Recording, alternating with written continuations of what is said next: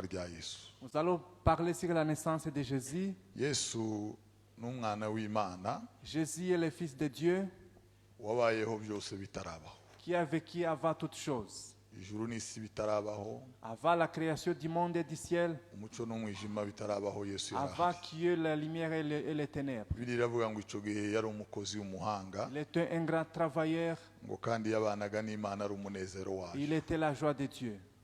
Ngo Imana itararema mu bwigobeko bw'isi Avant iriya, que Dieu ne crée les fondations du ngo icyo monde, gihe Yesu yari yarimitswe kera. Jésus régnait déjà dans le royaume. Ibi byose muza mwumva n'ibyo mutarumva bitarabaho, Avant que toute chose soit créée, Yesu yarahari. Jésus existait. Yohana ngo yamubonye, Jean l'a vu, ngo abona umutwe we ngo wera nka shereki, sa tête était blanche comme la neige, umusatsi we ngo wari umweru pwe pwe pwe. ses cheveux étaient blancs. Ibyo ngo byari bisobanura ngo Yesu n'umusaza wa Ça kera, signifie que Jésus est un vieillard de Yesu l'ancien ni temps. muzehe wa zamani, Un vieillard de l'ancien temps. Yesu n'umusaza w'ibihe Un n'ibihe, vieillard de tous les temps. Yesu n'umusaza w'ibihe n'ibihe. Un vieillard de tous les temps. Bibiliya iravuga ngo Yesu Jésus, ngo ntagira itangiriro ryo kubaho, il n'a ni commencement de ntagira l'existence n'iherezo ryo kubaho. et il n'a une fin de l'existence. Yesu yabayeho, Il a vécu, il a existé. yahozeho, Il a existé. ntashira nk'ibihe byacu, Il ne se termine pas comme le temps. ahoraho iteka Il ryose. existe pour toujours. Ntashira nk'igihembwe, Il ne finit pas comme les trimestres. ntashira nk'umwaka, Il ne finit pas comme l'année. ntazashira nk'imyaka, Il ne finit pas comme les années. azahoraho iteka Il ryose. va exister pour toujours. Ni Yesu umwana w'Imana. Jésus, le Fils de Dieu. Bwana asifiwe. Amen. Yabayeho kera. Il a existé avant. Bibiliya iravuga La Bible déclare, ngo mu byaremwe byose dans toutes les créatures, ngo nta na kimwe kitaremwe nawe. rien qui n'a pas été créé par lui. Umuntu umwe yagize komantere aravuga Quelqu'un a commenté et a dit, ngo Mariya yaramureraga, Marie ngo l'élevait. agashaka kugira ngo arebe nk'uko abantu baza bareba niba Yesu asa nande. Il voulait voir si vraiment il lui Wese ressemblait. akamenya ibiri mu mutima wa Et nyina, Jésus savait ce que sa maman ngo pensait. agahita yunamuka akamubwira Elle lui disait, ngo wowe nakumenye ntarakurema, je t'ai connu avant que je ne te crée. wowe nkuzi utarabaho, Je t'ai connu avant que tu so ne na sois nyoko créé. bataramenya ko Avant uzaba. que ton père et ta mère ne connaissent Uvuga pas ngo que tu nari nkuzi, existeras. nari nkuzi, nari Je te nkuzi. connaissais.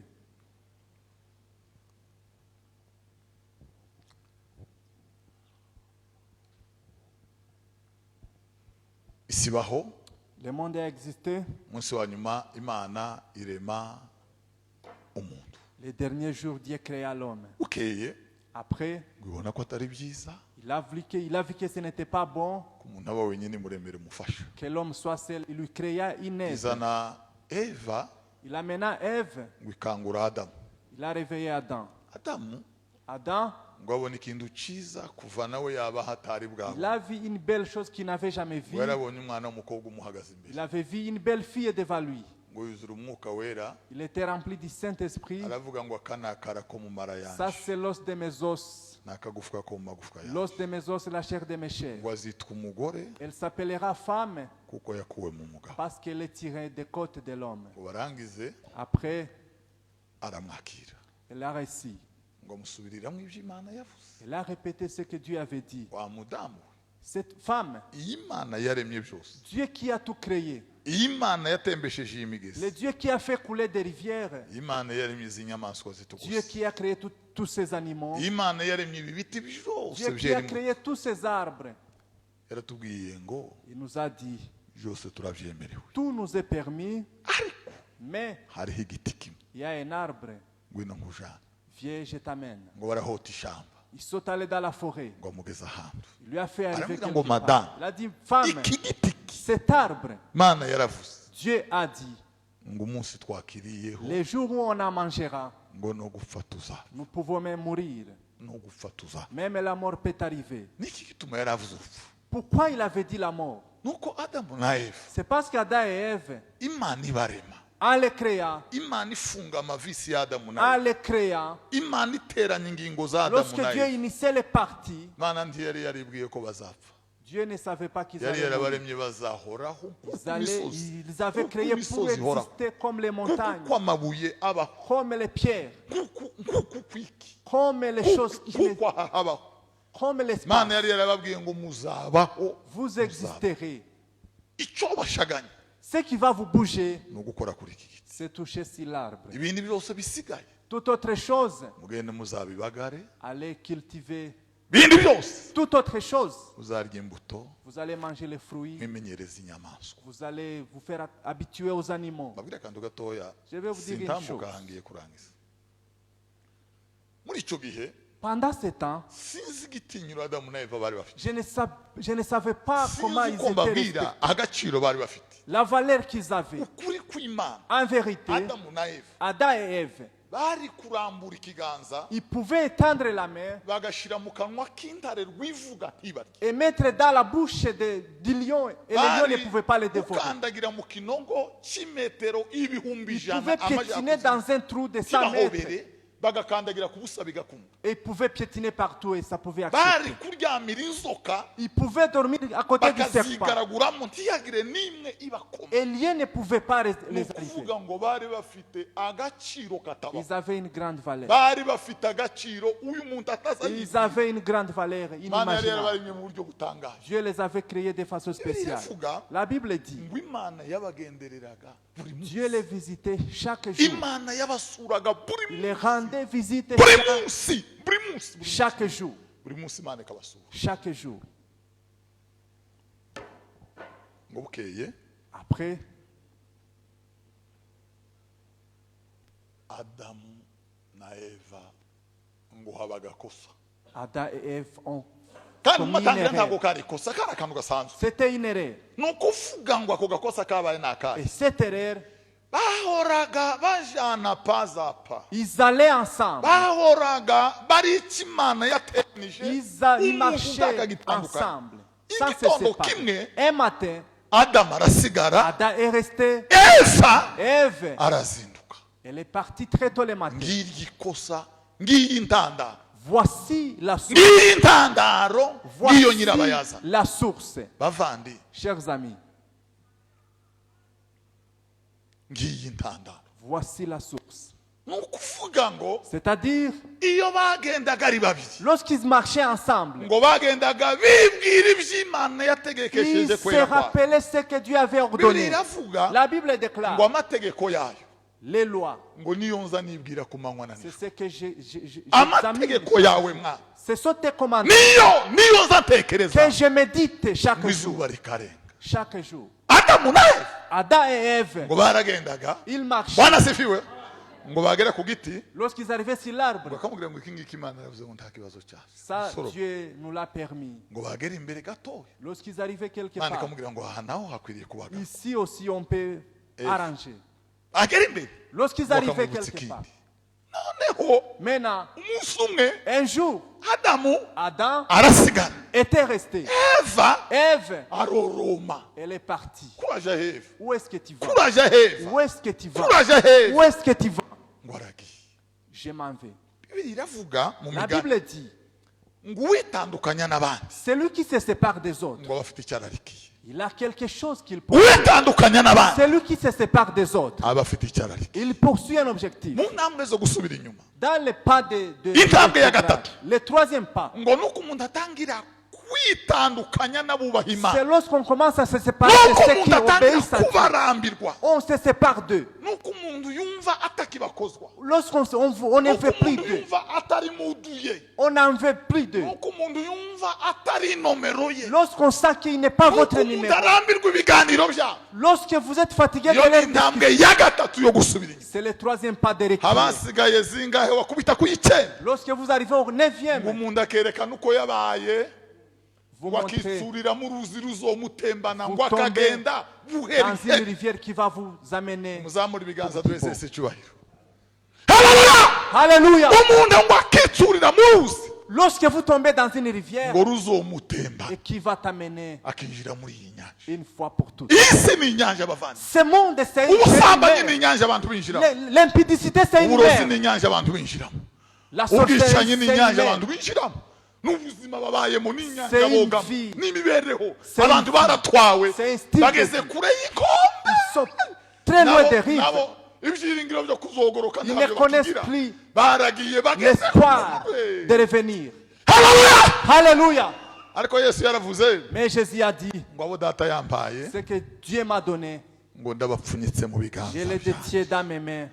ngo ndawubasha kubavura Personne ne peut me les ngo kuko ravir. data wampaye arusha bose gukora Parce que le Père qui me les a donnés est data wampaye celui qui me les a donnés, arusha bose gukora il est plus puissant. bwana sebe Alléluia. Yesu aravuga Jésus a dit, ngo mfite intama zanje j'ai mes brebis. ngo nizo mu ruhongore Ils sont de la pâturage. niwe Ils sont du uzuzikingira pâturage. Celui qui ngo les niwe connaît, uzuzikingurira celui qui connaît ouvrir, ngo akazahura il les amène dans ngo les kandi iyo amaze kuzahura Et lorsqu'il les a ngo amenés, azazije imbere nazo zikamukura va en avant et il les suit. ngo zizi ijwi ryiwe Ils connaissent la voix. abakristu bazi ijwi rya Yesu Les chrétiens connaissent la voix de Christ. na Yesu azi ijwi ryawe Et Christ connaît leur voix. nicyo bituma no mu masengesho C'est dutandukanye pourquoi même dans la prière, Kristo azi ijwi ryawe il connaît leur voix. arizi mu gitaramo Il les connaît dans Alléluia. dans la veillée. Kristo Christ, azi ijwi ryawe il connaît mu la bati voix igihumbi des cieux. bateranye bose baririmba Et lorsqu'ils sont dans chanter, Kristo azi ijwi ryawe il connaît la voix des nabo cieux. bazi ijwi rya Et Kristo ils wawe connaissent la voix de Christ.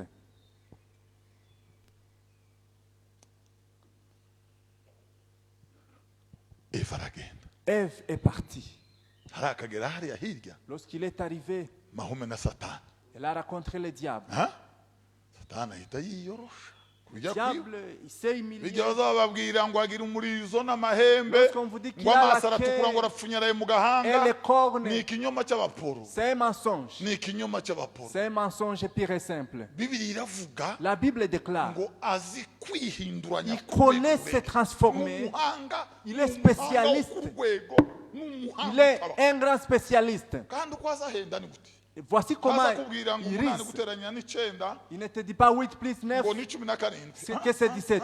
Loin de là. sinzi uko azayigira Je ne sais pas comment il fait. ukamubona ukundi Et tu le vois d'une yagira autre gutya façon. ukabona abaye ukundi Et lorsqu'il change, il devient ngo d'une autre yabwiye façon. eva Il a dit à Ève, ese harya ngo izi mbuto kubera ko mutazirya pourquoi vous ne mangez pas sur ces fruits? ngo aramubwira ngo imana yaravuze ngo twozirya Il twopfa a dit, si nous les mangeons, nous pouvons mourir. kandi ngo eva yavuganye ubutware nk'umuntu wanga icyaha nk'urupfu Avait parlé avec nk'umuntu toute utohemukira autorité, imana y'abaremyi comme celui qui ne peut pas. imana yaravuze ngo twozirya Si nous les mangeons, nous pouvons mourir. ngo satani arabanza araseka cyane Et le diable aragagara Elle arrive. kugeza eva yibonye waburi Jusqu'à ce que Satan Ève ataravuga. se vit néant. satani ataravuga satani ngo araseka Avant que le diable ne dise mot, araseka Il a- araseka araseka Il a ri. Il a- araseka il a ri.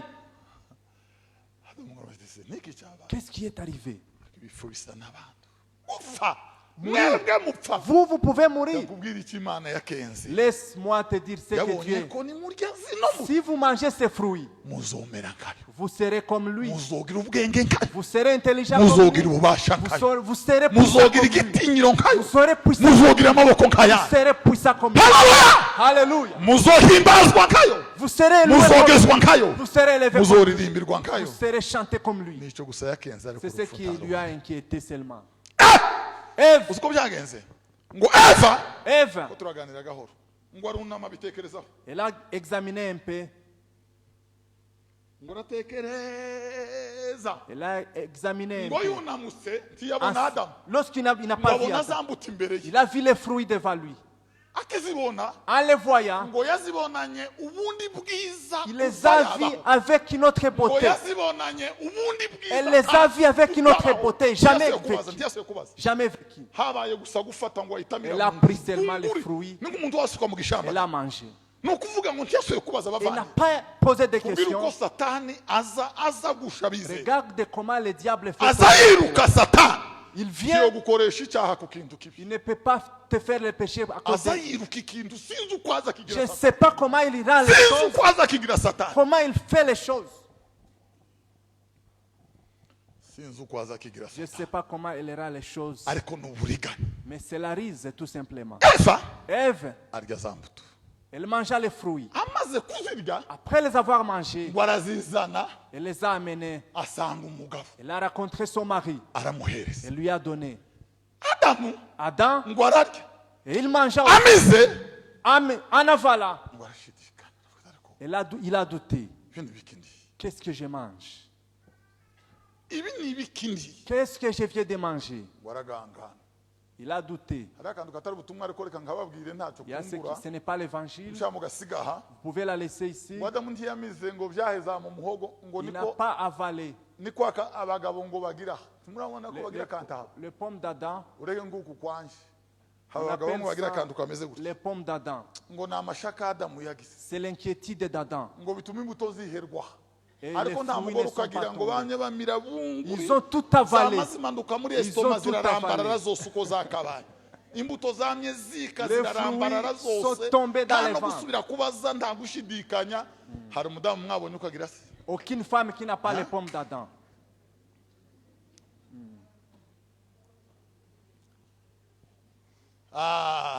duheze isi icyubahiro Levez la gloire.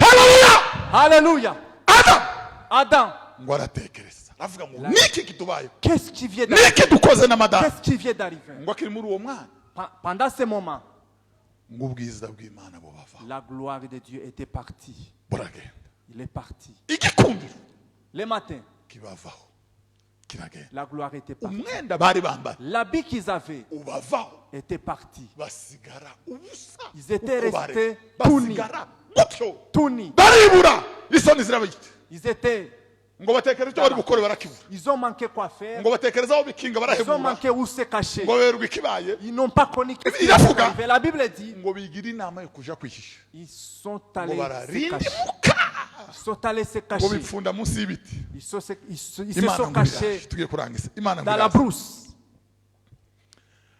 adamu uri he Où es-tu, Adam?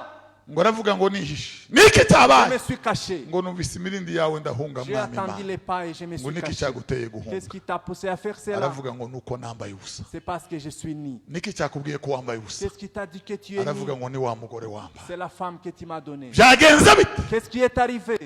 ngo baramubwira ngo twariye kuri za mbuto Nous avons mangé ces Ima! fruits. Dieu, imana Dieu, dukomere imana amashinyiri imbabazi acclamons pour le Seigneur.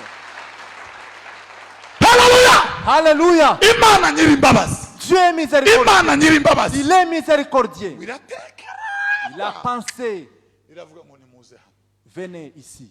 ngo baraza bambaye ubusa Ils sont venus, ils étaient nus. imana Dieu, ngo ibaremere ibicoco il a, ibaremera il a fabriqué, ngo ifate uruhu il rw'inyamaswa a pris les corps Il a d'un animal. irabapfuka Il les a ngo ihishe couverts. isoni Il z'ubwambure les a bwawe couverts.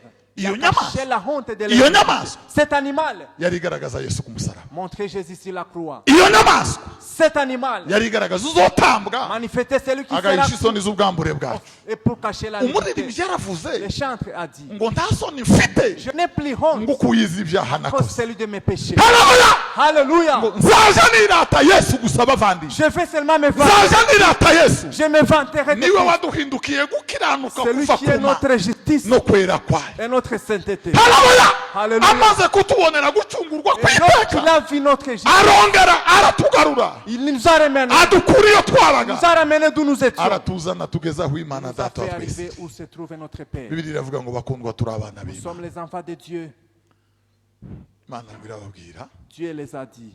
ngo niki cyabaye adamu Qu'est-ce qui est arrivé à aravuga Adam? ngo ni umugore madamu C'est la femme. n'inzoka La femme dit qu'est-ce byagenze bite qu'est-ce qui est arrivé?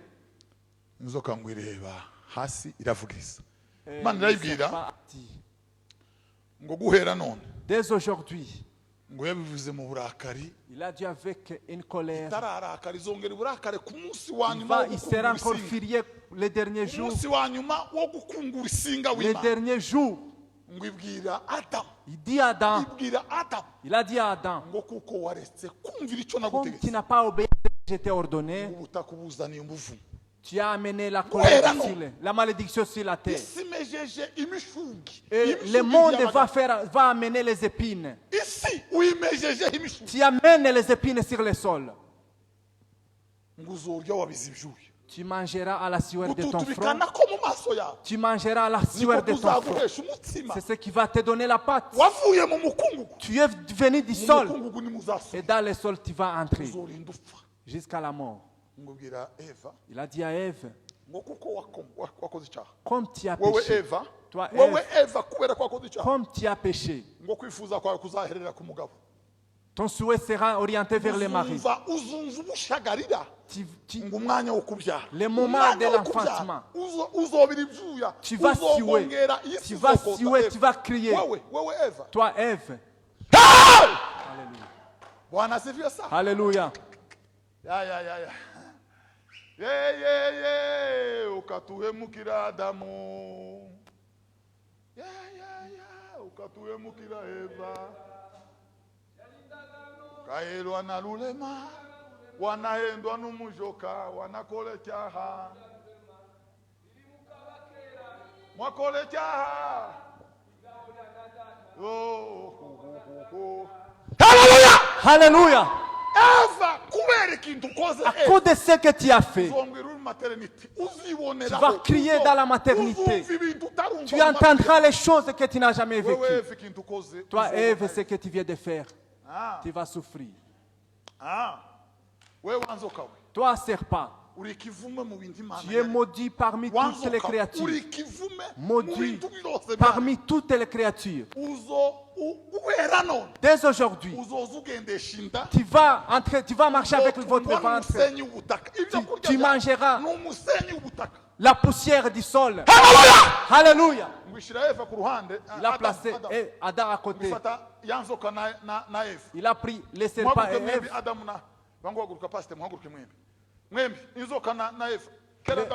Ève et le serpent. Il lui a dit, serpent, dans ta descendance, dans la descendance de cette femme, il y aura un fruit. Et cette semence, il va écraser ta tête. Mais toi aussi, lorsque tu verras la semence, tu vas écraser. Lorsque tu vois la semence, lorsque tu seras le premier à le voir, tu vas aussi le rendre inutile dans ce monde.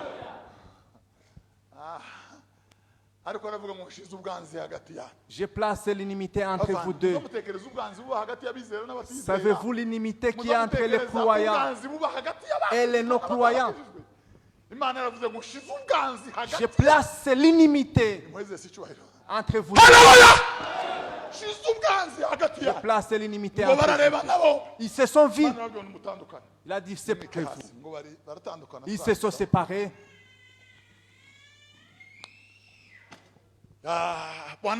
Alléluia. Dieu avait prophétisé dans la descendance de cette femme qui va écraser la tête du serpent. C'était pour dire que Jésus naîtra un jour.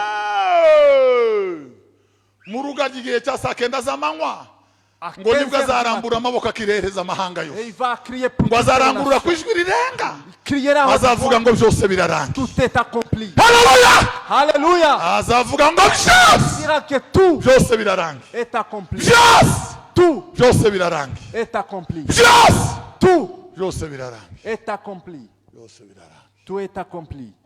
Byose birarangiye. Tout est accompli.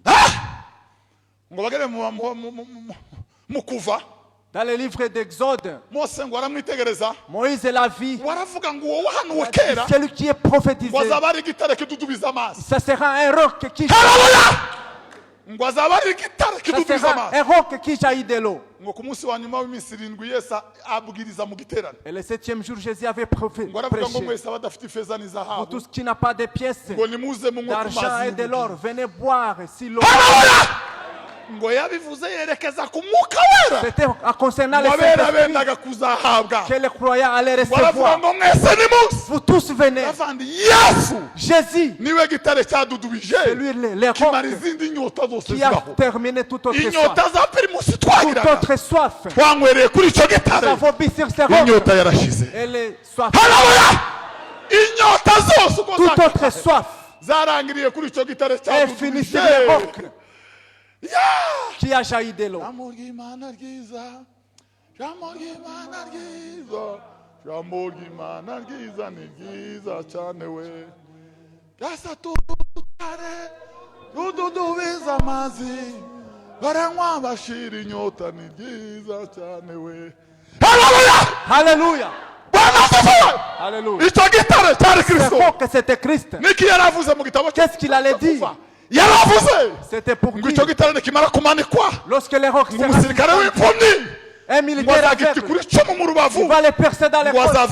Il y aura de l'eau et du sang qui purifie mon cœur, qui purifie mon cœur. Alléluia. Dans le livre de Lévitique, celui qui est prophétisé, c'est l'agneau de Dieu.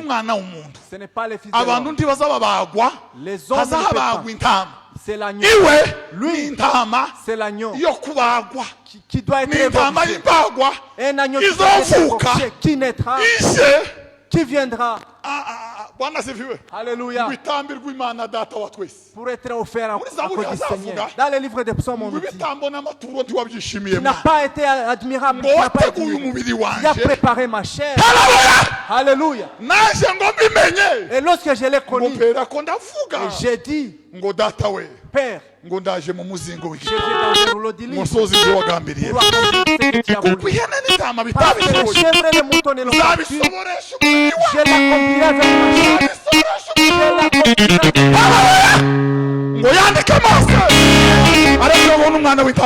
Voici l'agneau de Dieu. C'est Christ le Fils de Dieu. Alléluia. Jésus n'était pas encore né. Dans le livre de Lévitique. Tu dois le maudire. Il est venu. Il a dit, je le vois. Je l'observe. Il n'est pas près de moi. L'étoile viendra dans cette nation. Mais l'étoile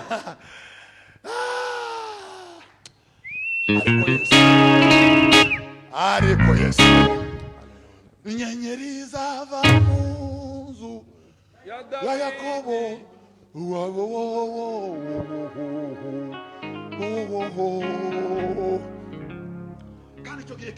et pendant ce temps dans le désert avec toute famine lorsqu'il a écrit je le vois mais il n'est pas près de moi. Il est comme un lion. Il est comme un lion puissant. Qui peut le trouver? Alléluia. C'est Christ le Fils de Dieu. On le voyait mais il n'est pas encore né. Dans le Deutéronome, le grand prophète, il connaîtra toutes choses cachées dans les cœurs. Il les dévoilera tous.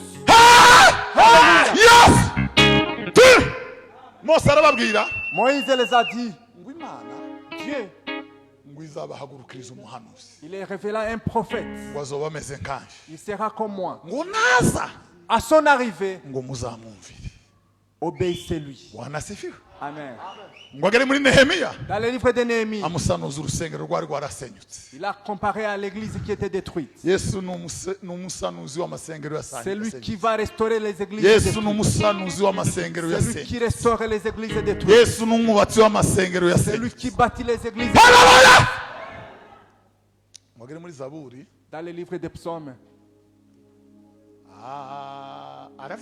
il a dit,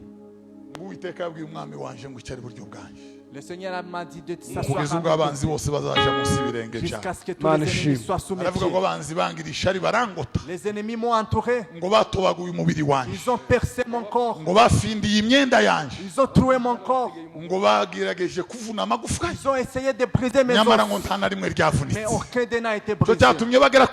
C'est pourquoi ils ont dit si la croix briser tous les Jésus était déjà mort. Ils n'ont brisé aucun de ses os. Dans le livre d'Ésaïe, le fils nous est né, un fils nous est donné. Le pouvoir sera sur ses épaules, se paiera un miracle. Le grand conseiller, le Dieu puissant. Sa règne est pour toujours. Il sera sur les rois de son grand-père David. Un autre jour, aravuga ngo dore umwana azasama inda voici la reine, la Vierge sera enceinte. Elle mettra au monde un fils. Il s'appellera bisobanurwa Emmanuel, ngo Imana iri kumwe qui veut n'abantu. dire Dieu parmi les hommes. Oseya Osée ngo barahageze était arrivé. aravuga ngo uwo mwana Il a dit, navuka lorsque ce fils sera ngo né, Imana izahamagara imfura yayo Dieu appellera son fils. wibwire ngo nihungire mu giputa Va en Égypte. ngo nirangize ihamagara imfura yayo ngo igaruke muri Il Isiraheli. appellera encore son fils pour revenir en Wanasifiwe. Israël. Yesaya wahita avuga ngo nagaruka muri Isiraheli Lorsqu'il viendra en ngo azatura Israël, i Nazareti ngo azitwa umunyanazareti ngo nahava ngo azimukire hakurya y'inyanja y'igarira y'abapagani ngo abari batuye mu gikombe cy'igicucu cy'urupfu ceux qui étaient ngo dans bazaba les baviriwe Judéens, n'umuco il viendra encore.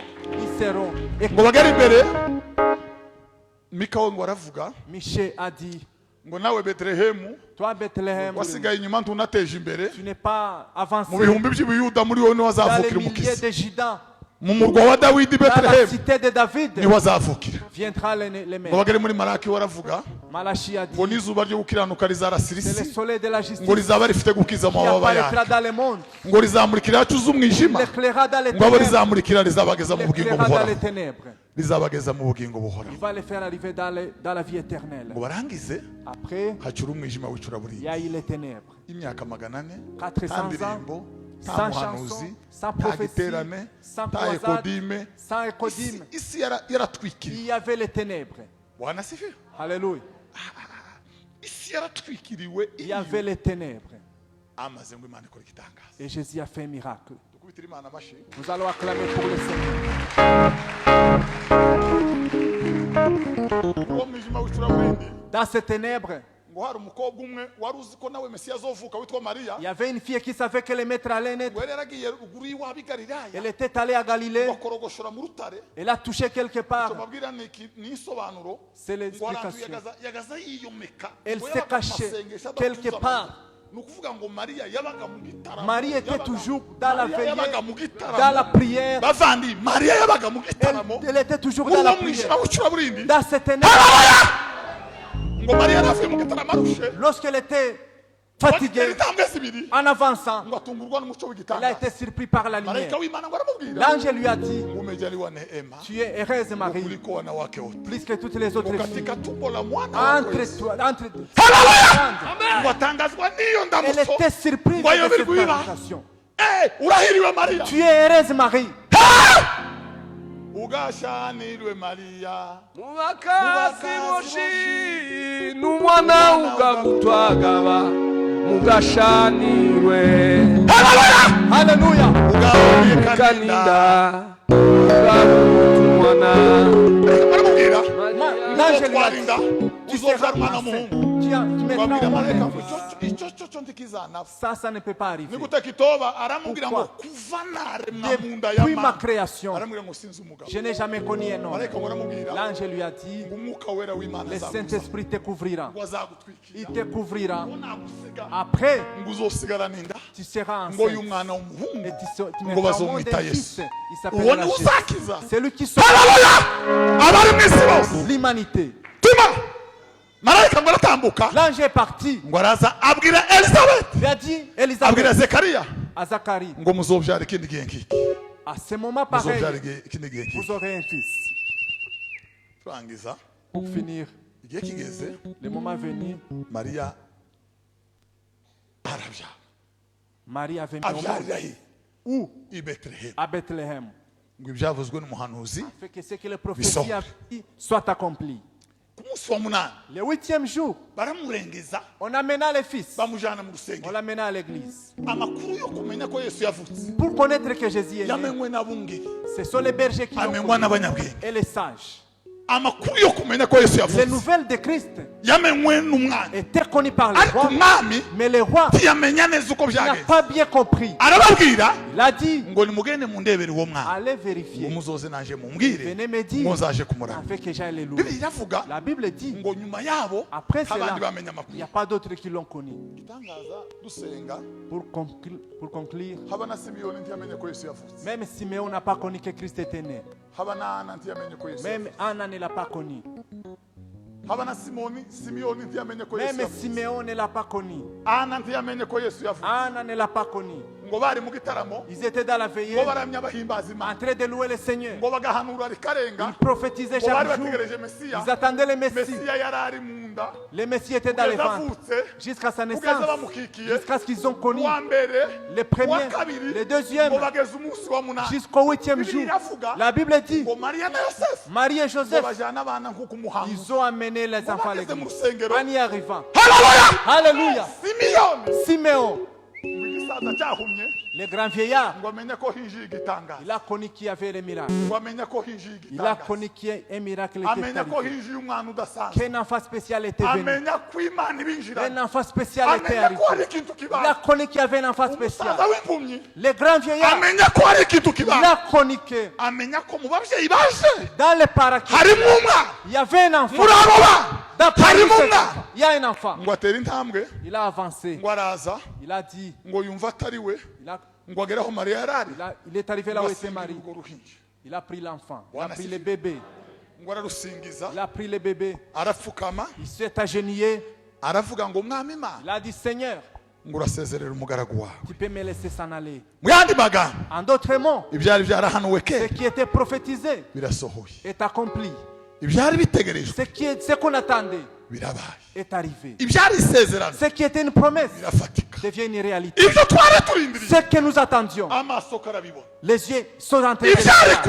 Ce qui était loin de nous. Alléluia.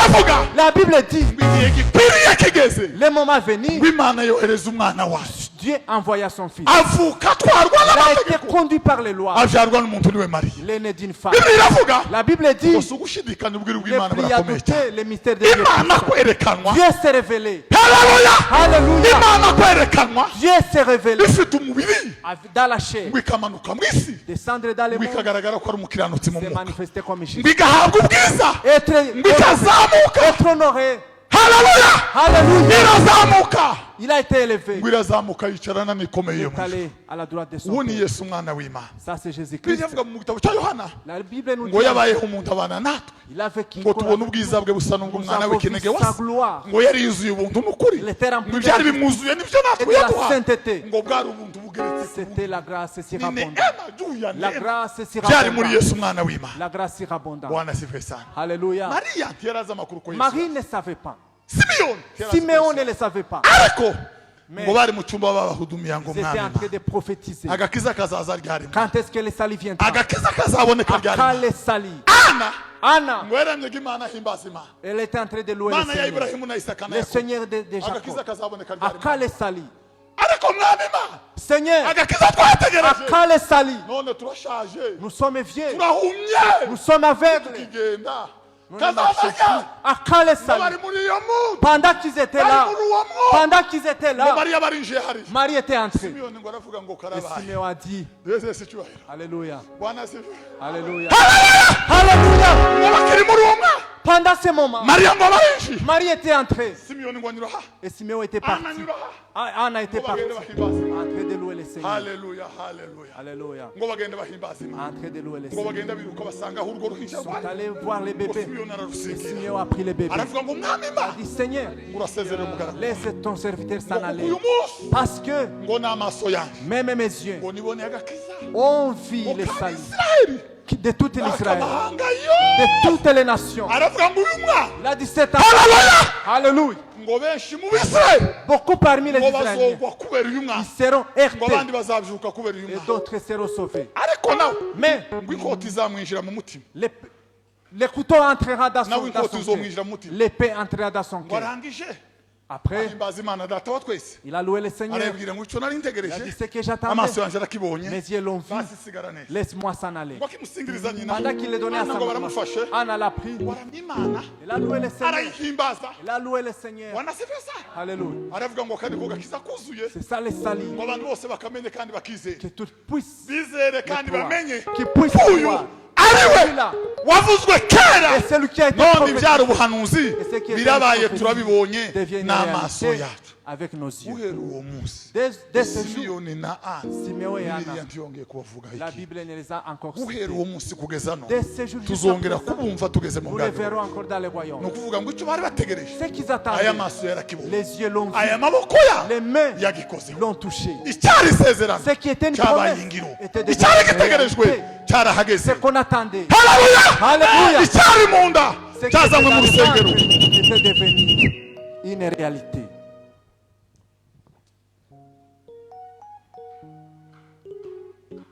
Yesu, Jésus, Yesu, ni Yesu, ni Yesu we, ni Yesu wa, ni Yesu wa uzima, ni Yesu, ni Yesu, ni Yesu, ni Yesu, ni Yesu, ni Yesu we, Yesu wa uzima, Yesu wa Haleluya! Alléluia. Ibitangaza byaba Yesu amaze gufata Écoutez les miracles qui ont isi existé. yari icuritse Yesu arayicurukura. Le monde était Bagaza renversé. baharura bahereye ku 19, On 8, comptait 7, 9, gatandatu, gatanu, 6, kane, 5, gatatu, 4, 3, kabiri, rimwe. 2, Ni ukuvuga mu myaka buyo afite nimba 32. Celui qui Bagaza avait bavuga 32, ngo ubuzima bwa buyo yatubutangiye neza. En commençant. Yari ari muri kona yifashe ku itama, Il yari yambaye était- ishati y'amakaro, il était une bakamushorera chemise à n'iwabo, bakamugeza umunsi nyina avuka, ngo Jusque niwo buyo le yarangirira. Uko baramurangije. on avait fini. Kuvuga ngo ubwo icyo gihe amateka yaracuranye. L'histoire était renversée. Mariya ngo abyara igitangaza. Lorsque Marie avait enfanté un miracle, Isa arayibirandura. il a renversé le monde. Mbese icyubahiro. Bwana asifiwe sana. Alléluia.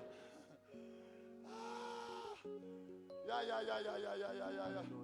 Ariko Yesu ni igitangaza ba. Jésus, c'est un miracle. Ariko Yesu ni igitangaza ba. Jésus est miraculeux. Uzigituma muri mukwigisha abana banyu ngo harura mu nzu mu wawe. Nuko Yesu yavutse. Si tu comptes, c'est parce que Jésus Uzigituma est né. tuvuga ngo 1 2 3 4 5. 1, 2, 3 jusqu'à 10. Muzigituma tuvuga ngo 1 2 3 4 5. Tu sais pourquoi? Muzigituma tuvuga ngo ufite imyaka 70. Tu sais pourquoi tu dis Pourquoi qu'il y a Jésus a 70 ans? C'est parce que Jésus est né. Haleluya! Alléluia. Bibiri iravuga La Bible dit, ngo Yesu arabihindagura. Jésus avait renversé. Il Arabisingurura. avait changé les choses. Bagaza bandika bahereye aha. Il commençait par là. de Bagiye l'autre côté. kwandika Mariko M A R ese niko ajya naha izina rikarangirira Yesu ngo avuke Lorsque sinzi Jésus uko est yagize né, n'inkokora je sais sinzi pas uko comment yagize il a ibikonjo, changé les sinzi choses. uko yagize amakaramu sinzi uko yagize isi arayibirandura Il a renversé les choses. haleluya amen ngo baje kwandika Mariko Bwana siviwe Pour écrire Marc, uwo mwana yitwa nde Zakari uwo mwana wavutse C'est un mumva ikaramu fakir, hano né? mwandike ngo agiye kwandika John ahita atangira il a J commencé J, agira O O. agira H akubita N ngo arangize yama aturika ngo ahimbaza umwami il a Imana commencé à ngo louer abantu le batangazwa no kururimi rugobototse ngo akimara kwandika Et izina pendant ry'Imana qu'il écrivait les nukuvuga noms, ngo kubera ko Yesu à yavuze cause de la naissance de isi Jésus, yarayicuranga il a renversé le monde. isi Il a yarayibiranga renversé le monde. ayigira uko imeze Il a mu renversé nama le monde. z'abami n'abatware mu nama z'ibikomangoma Dans n'abakuru toutes les b'abisirayeli, réunions de ce monde, Yesu yahinduye ubuzima Jésus a tout changé. muheze Yesu icyubahiro ba Levez la gloire. haleluya yes Yesu yahinduye byose Il a tout Yesu changé. ni igitangaza cyavuye ku C'est un miracle de Jésus. Yesu ni igitangaza cyavuye ku C'est un miracle. Yesu ni igitangaza cyavuye Jésus est un miracle. Yesu ni igitangaza cyavuye Jésus est un miracle.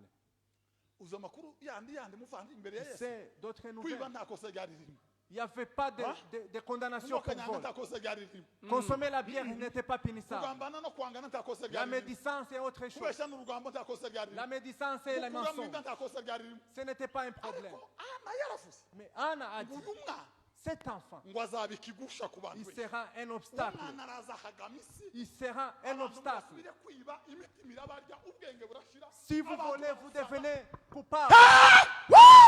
Bwana si beza Alléluia. ahagama isi abantu batangira kuvuga ko bagaza biba bakuyemo inda On barayavuga ayo commence à makuru. dire qu'ils ont avorté, abari abarozi bazana amacupa qu'ils bazana ont volé, imitwe qu'ils ont y'intama. fait ceci et abari cela. abanywi b'inzoga bazana pirimusi inkono zirazanwa ziratabwa amakoti ya butandisite barayata Ils ont tout abandonné. Ils ont tout laissé. ibuzingwe barazita Ils ont laissé ngo barangize certains habits. bararirimba Et puis ils ont baravuga ngo chanté. sinzibagirwa igihe nakizwaga Je n'oublierai ubwo pas Yesu yinjiraga mu J'ai bugingo été bwanjye sauvé lorsque Christ est Hallelujah! venu. sinzibagirwa Je n'oublierai igihe jamais nakizwaga lorsque j'ai ubwo été Yesu sauvé. yinjiraga mu bugingo Lorsque bwanjye Christ est entré dans ngo ma vie. barangize bararirimba Puis ils ont ngo chanté. Yesu yangereyemo Jésus est entré Yesu dans ma vie. yangereyemo Yesu yangereyemo amahoro yuzuye umutima wanje Yesu yangereyemo Yesu yangere. iyo narabeshe besha mu materaniro J'ai menti. sinzi ukuntu twari tuvuze gutya kera umuntu arambwira Quelqu'un m'a ati parlé. byagenze gutya naje guhaguruka nama mbihamya Moi aussi, je l'ai amaze confirmé. ndababara j'ai été ndabyuka souffrant. biranga ndabyuka ndahiye imana mu gitondo nja gushaka uriya mugabo umuhozo namubwira nti byatsi Je suis allé demander pardon. bavandi uyu mwana yaraduhagamiye isi Cet enfant est devenu un obstacle pour nous. uyu mwana ngo Cet azogusha benshi ngo azobigisitaza Il sera un obstacle pour beaucoup. Tout le monde qui consommera la bière, il s'arrêtera contre lui. azaduhaga amata dukozeho Il ne nous touche pas. nimweze si cyubahiro ba Levez la gloire du bwana asifiwe Alléluia. bibiri iravuga La Bible dit, ufite uwo mwana celui qui a l'enfant, ngo ni ufite ikiba il a la vie. uwo mwana niwe bugingo Cet enfant, kandi c'est la ubwo vie. bugingo muri twe Et cette vie, bw'amazindi yota yose il a anéanti toute autre soif. sinabangiye kunywa gakama Toute autre soif. none ni yesu mbaza wenyine C'est Christ qui me satisfait. none ni yesu mbaza wenyine anabindi izina nemera kuko ubugingo n'umunezero haleluya Alléluia. bwana asifiwe uwo mwana bavandi Cet enfant sinzi ibintu yakoze Je sais pas arabirangura ce qu'il a fait. aduhereza amahoro bwana nous a asifiwe donné la paix. abantu bose batagira amazu muzamura ibiganza mu izina Tout rya le yesu monde qui n'a pas de maison peut lever la main. abantu bose batagira amazu Celui qui n'a pas une maison. imana ibahereze mu izina rya Dieu vous yesu les donne au nom de Jésus. imana ibahereze amazu mwese mu izina rya yesu mwana w'imana umwami imana nyir'imbaraga Au nom de Jésus. abahereza amazu mu izina rya Dieu yesu vous les donne au nom de Jésus. ariko ndashimira imana data wa twese Je bénis à Dieu watumaze agahinda na susi ku qui mutima a ntitwikandagire mu un nzira souci. tugatembera nk'abayafite kandi Nous tutagira marchons comme ceux qui abanimwe en ont. ta dafari ryacu riramitse ku musozi Il n'y a pas de uwo maison. mwana hari ibitangaza yakoze mu bugingo Cet enfant bwacu a fait quelque ategurira data wa twese tugira umunezero wese hashimwe imana yaduhaye uwo mwana w'ikinege Béni soit le Seigneur. haleluya Alléluia. yes yesu niwe mahoro yacu C'est lui notre paix. yesu niwe mahoro yacu C'est lui notre paix. ya ariko uyu mwana we azitwera Usumba byose wisumba uzamwizera wese azakizwa. aragaza atanditse muri bibiliya Il y a une ngo agiye gusura parole. abandi bana Il était allé rendre visite aux autres bagashaka enfants. n'abandi bana agakora ibitangaza bakuru Il faisait des miracles. abagore bose ngo baje inama bati ngo rwose bakore ku mwana bakajya gukina n'uriya mwana Celui qui mariya laissera l'enfant jouer. azobahumira uriya Il va mwana ni les- igihume ni igisigo Il va les maudire, il va les faire du mal.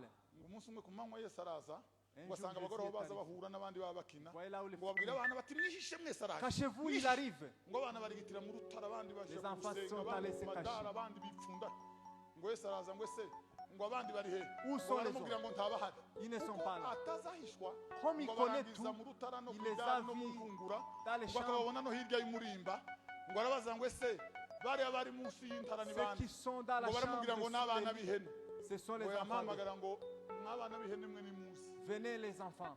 ngo bamabaza bose bahebeba n'imirizo Entrez hadasigaye de n'uyu umwe comme les chèvres. abagore ngo barambika amasekuru ntawitaye ku bigori n'ifu n'ibitwija Tout le monde, induru ziravuga ils ont barasara crié, ils ngo ont abayobozi crié. bibaye bamwirukaho Ils ont ngo wese crié, arababwira ngo mwabana mwe nimusubire musange abandi rentrez à la maison les enfants. umubyeyi wese ahobera umwana we nk'ubonye bwa mbere Et l'enfant umubyeyi avait wese ahobera aussi umwana la femme comme nk'ubonye celui bwa qui mbere les avait yesu trouvés. ni igitangaza Jésus, c'est un miracle. hekima y'umukozi iliwatoa jasho Il les a tous miaka confondus. 1600 inayokuja barangiriza kuraka kandi yesu yakoze bwana Je si vais finir pour ce que Jésus a musungu fait. arabwirije ngo baravuga ngo reka ngo bamugirire nabi niki On va yarakoze faire le yesu mal contre muyandi lui. magambo yesu yarakunguye john C'est ni comme ukuvuga s'il ngo avait mu fait bayuda quelque chose. hari intebe ya mesiya Il y avait ipfundikiye les trônes itegereje de mesiya Messie qui attendent le vrai ngo Messie. abatambyi ntibageze bayikoraho Il ne pouvait pas les toucher. yesu ngo arangije gusoma muri mata Lorsqu'il muri a- yesaya 66 Lorsqu'il a umwuka w'uwiteka ari kuri je yansigiye amavuta ngo mbwirize ubutumwa bwiza pour prêcher. ngo mbwire imbohe ko zibohowe Afin que je dise aux mbwire captifs n'abantu prisonniers, umwami yagiriyemo abantu biwe himbabazi les jours où Jésus yamuriye a n'inyamugongo il est rentré no mu avec ntebe ya mesiya ngo yama yibwandikamo sur les chaises de Messie.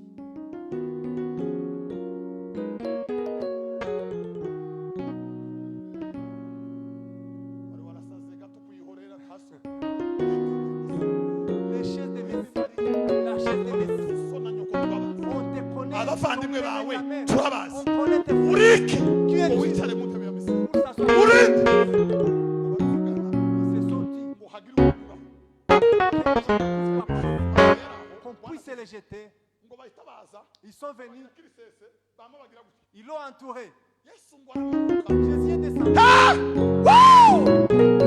Yesu yaramanutse Il est descendu. asanga abagore bari mu yaya babatera Il y ibigori avait les femmes qui plantaient babona les nta maïs. mavi yo mu magunga bafasanga abanebwe Il a vu qu'il ne pouvait pas continuer. baravuga ngo ibigori bitekura mu isi Que les maïs puissent grandir. ibigori Que les maïs grandissent.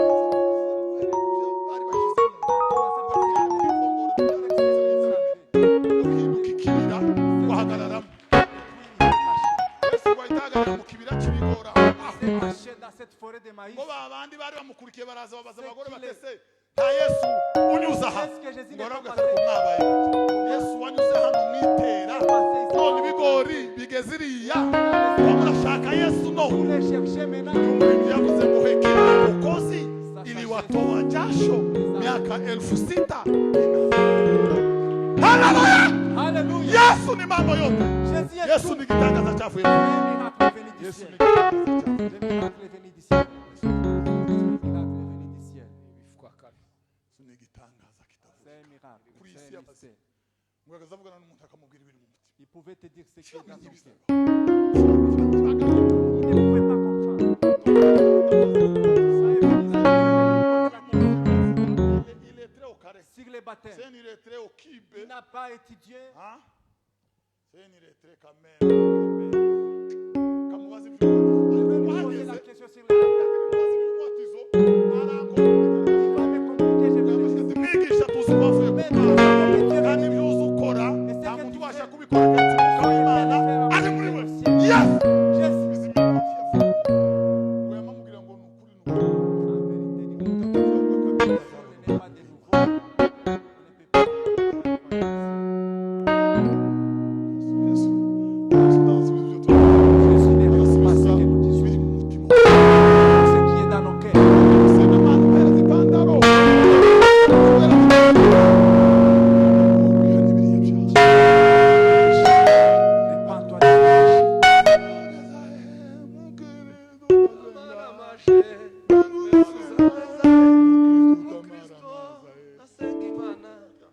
muri mushyire mu gisirima ngo tube zariya twagira ngo Yesu akamaza we imitima yacu ntasubize igisirima Lui, il ne répond pas à ce que nous demandons. Il voit ce qui est au fond de nos cœurs. uzana igitabo cy'ikanisa gateye Tout ce que tu fais, ce qu'il est craigne, ce qu'il Naramuye amaboko, ahobera umugeni yakoye. abo ni babandi Ce sont ceux-là qui n'ont qui ont reçu kubera yarabaye le Yesu Seigneur. baramwakiriye Ils ont reçu le Seigneur. ijwi rye ni nk'umugezi Usuma inseko ye izuba rityaye. buriya mabwire tuba mu materaniro Nous sommes dans tuza l'assemblée. kumva ijambo ry'Imana dufite igikundi cy'abantu baza kumva marito gusa Il y a les n'ihama groupes gusa de gens qui n'ihama reçoivent les gusa, martons. n'amabomba Ils gusa n'attendent que n'ikota gusa les fardons. bibiliya ivuga ngo ijambo Les ry'Imana martons. ni rizima ngo rikagira ubugi nk'ubw'inka La parole de Dieu ngo riza ryinjira mu est à misogoro double tranchant. umuntu akikarakaza Tu peux faire tout ce que tu veux. urongerera ubusa inkota kiravogera Allez, urongerera ubusa il y a les ariko pécheurs de kiramenagura kiramenagura kiramenagura marito kiramenagura Il y a les pécheurs de détruire. kiramenagura En train de détruire. kiramenagura yego ninde wari wabyara inyenyeri raza zaruga inyenyeri L'étoile. inyenyeri yahuye n'abana Il s'est séparé avec les femmes qui venaient du marché. irika Il est descendu. inyura mu mitsina n'imikenke Il a dépassé abanyabwenge les barayikurikiira, arbres. bayigenda inyuma Ils l'ont suivi, ils l'ont barayiherekeza, suivi, barayireba, ils l'ont accompagné, barayibona, ils l'ont accompagné imbere. en y arrivant. Il est passé dans la cité et commencé dans les gentils. ngo bavuye bagarutse mu nzira En revenant, ils ont compris. Si tu reviens encore dans les moments que tu as perdu, tu verras encore les Jésus va encore te révéler. azongera kandi Il va encore se révéler à toi. Alléluia. baraza banabwira Ils sont venus. ngo igeze hejuru y'uruhinja Lorsqu'il est arrivé, inyenyeri irahagarara l'étoile s'est arrêtée. imurikira rwa ruhinja Il a éclairé le bébé. baririmba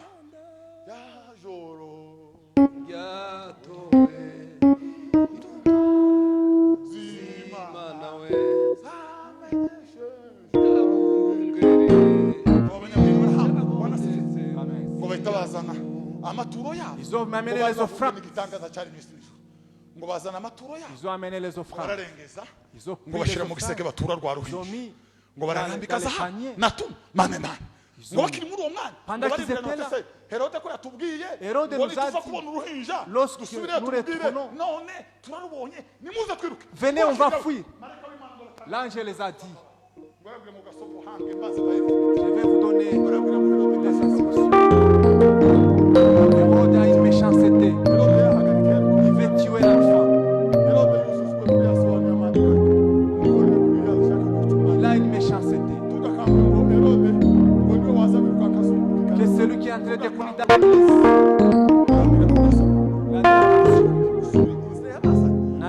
Ne prenez pas les chemins qui vous amènent. Il ne va pas rentrer dans les chemins. uzahindura imibereho yawe uhindura icyerekezo cyawe. Haleluya! Alléluia. ngo babanyabwenge Les mages, kwa Herode ngo banyuririye ils ont pris notre chemin. baragenda ngo n'umunezero Ils sont partis avec une joie. kandi bavuye ni ukuvuga ngo muri Persiya bari bavuye ni muri Irani ya none C'est dans ni l'Iran. ibirometero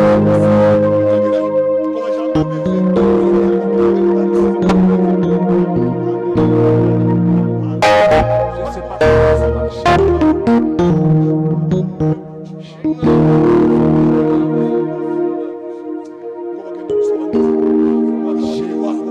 barabwira ngo twamwiboneye n'amaso Nous yawe l'avons vu avec nos yeux. umwana wa hanuke. L'enfant qui a été baptisé.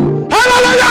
Alléluia. bavandi niba natwe twabonye uwo mwana Si nous sommes tumuhereze des enfants ituro de Dieu, ituro rya mbere les muhereze premières umutima offrandes, wawe donne-lui ton cœur. ituro rya mbere muhereze Les ubwenge premières bwawe offrandes, donne-lui ton ituro cœur. rya mbere muhereze ubwonko La bwawe première offrande, ubuterure mu mutwe wawe ushyire ku isahani uhereze Yesu umubwire ngo guhera none Yesu donne à Jésus. ngubu ubwonko bwanjye Voici mon serviteur. Je ne penserai pas au Seigneur. ngira kumva indina Je n'entendrai pas d'autres conseils. uyu mutima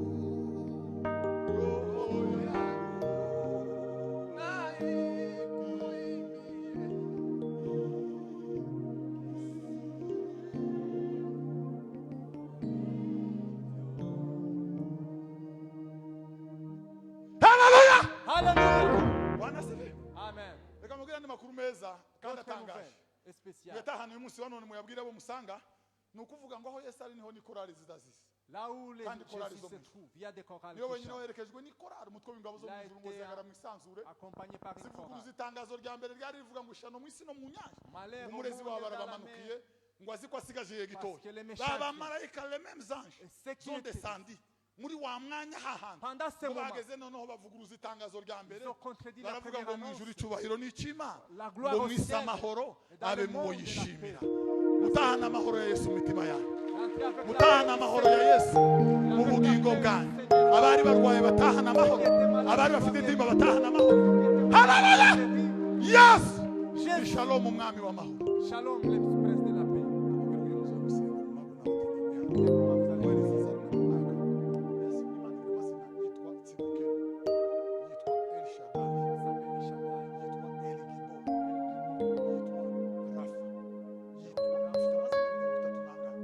Quelques noms. Chaque nom correspond à ton fardeau.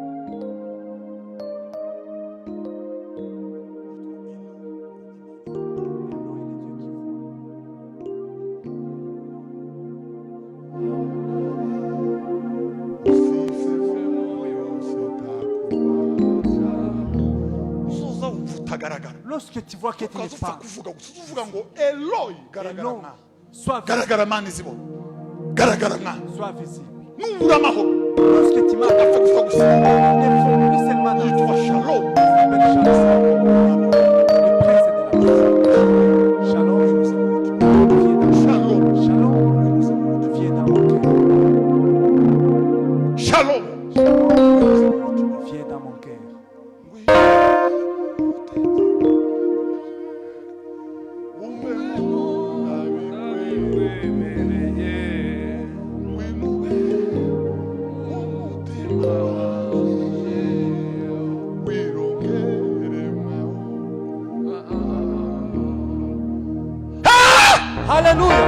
Yesu cyubahiro ba. Bwana siwe sana. Hallelujah. Uzuvuga ngo shalom. Faut dire shalom. Shalom. Shalom. Muri izi ntimba n'agahinda Dans umwijima ce moment de douleur. Gwino shalom mu mutima. Viens shalom dans mon cœur.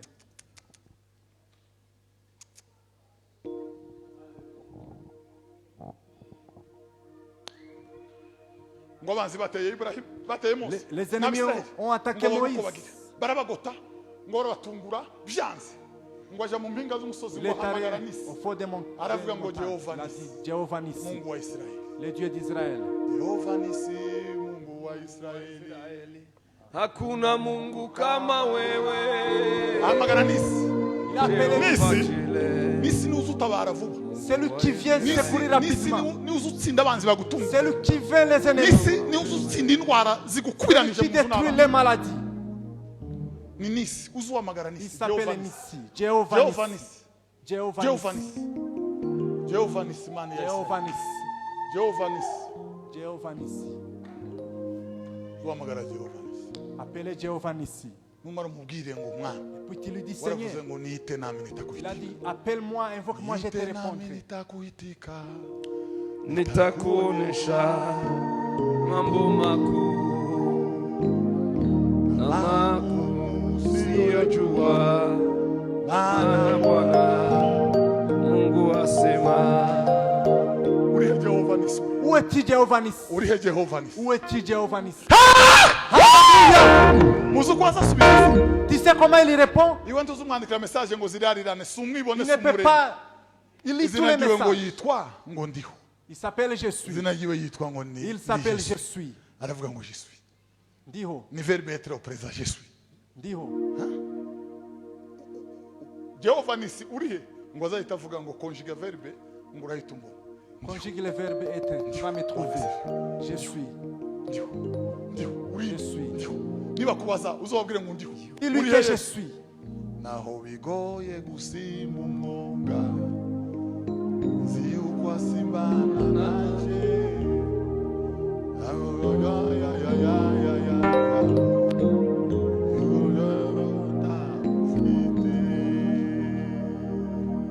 Bwana asifiwe. Alléluia. Hirya y'ibihe hari ibicu biza bizanye ibyiringiro Yesu mwami mwiza Uzekera sinza kwitesha namba, wambereye Imana undukira rwose bwiza amen amen amen. Alléluia. Bwana asifiwe. Alléluia.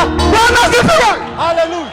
Tabaza Imana iratabara. Invoque Dieu, il te répondra. Yesu yaravutse ni Noel bavandi. C'est Noël. Jésus est Yesu né. yaravutse ke Jésus est né. yavukiye kubakiza ubutware bwa Satani. Il est né pour Bibiliya anéantir avuga les ngo nta puissances. byiringiro byo kuzabona Il n'y agakiza avait pas l'espoir de trouver les twari saints. kure On y'amasezerano était loin des promesses. ngo dutandukanijwe Séparés n'ubwisiraheli. d'Israël.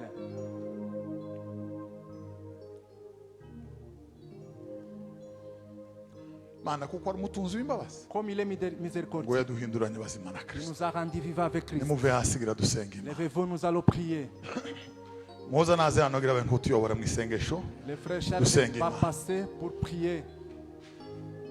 Mimi ni Elohi, Mungu waonaye, usife moyo, sitakuacha. Umva ko atanga ituro nalitanga ryo gushimira Celui umwana qui fait donner watuvuka. l'offrande, il peut le faire. Mimi ni Mungu na tena mwanzo, mimi ni Alfa na Omega. Adui atarusha mishale ya moto, uwezo wa roho utamshinda. Omba na kufunga, soma neno la Mungu, ahadi zake zitakuhifadhi. Kumbuka jinsi nilivyokuwa naye Danieli, nikamuokoa kwenye tundu la simba. Mwanangu, nitakulinda, nitakuwa mwaminifu kwako. Wewe ni mboni ya jicho langu, wewe ni mboni ya jicho langu. Haleluya, haleluya, haleluya, haleluya, haleluya. Haleluya. Bwana apewe sifa sana. duheze Imana icubahiro. Haleluya, haleluya, haleluya. Bwana asifiwe. Duheze Imana icubahiro. Haleluya. Sifa ni za Mwokozi wetu, sifa ni za Yesu Kristo. Haleluya, haleluya, haleluya, haleluya, haleluya, haleluya. Mwami Imana igira neza. Yesu Kristo, Yesu murengezi, warakoze Yesu Kristo, warakoze Mwami wacu Yesu Kristo, warakoze murengezi wacu, warakoze byiringiro bizima. Uri imbaraga zacu Mwami Yesu, uri imbaraga zacu Kristo, uri imbaraga zacu murengezi wacu, uri ubuhungiro bwacu Yesu.